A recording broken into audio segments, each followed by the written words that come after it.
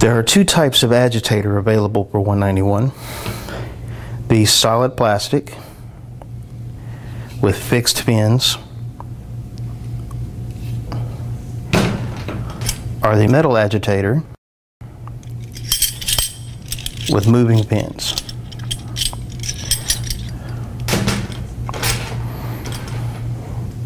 There are two types of carburetor tube available for the gravity-fed unit. The older style features two hole alignments, an inner and outer tube,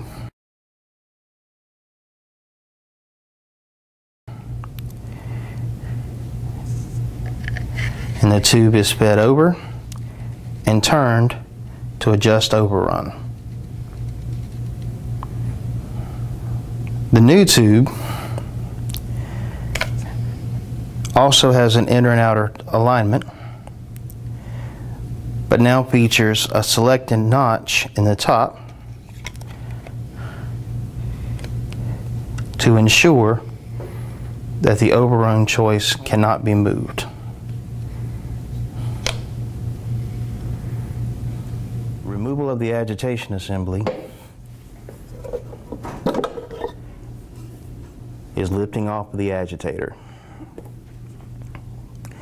This is the only part that is removed from the forward agitator assembly. You'll begin by disconnecting the feed tube from the pump,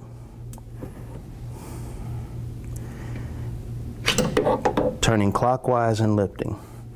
This will allow the feed tube to disengage from the locks and be removed.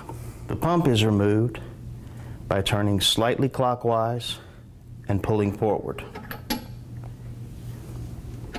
making certain that both the pump shaft and the pump seal are also removed. The pump model, a pump picks up the mix in the hopper through this suction tube and pump through the feed tube down into the barrel. This is the release collar for the tube. Turn it to the notch and pull out to remove. On the back of the pump is a hook that keeps it secure on the back of the hopper. To remove the pump, slightly turn clockwise and slide away from the back of the hopper. For removal of the dispensing door, you'll begin by removing the thumb screws,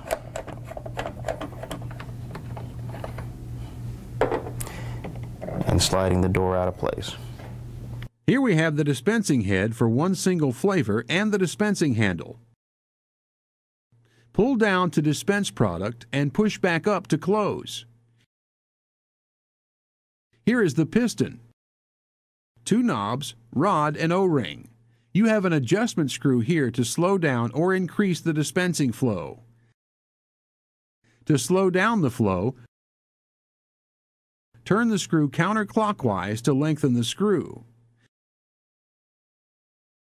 We will now remove the dispensing head to view the characteristics of the pump beater assembly.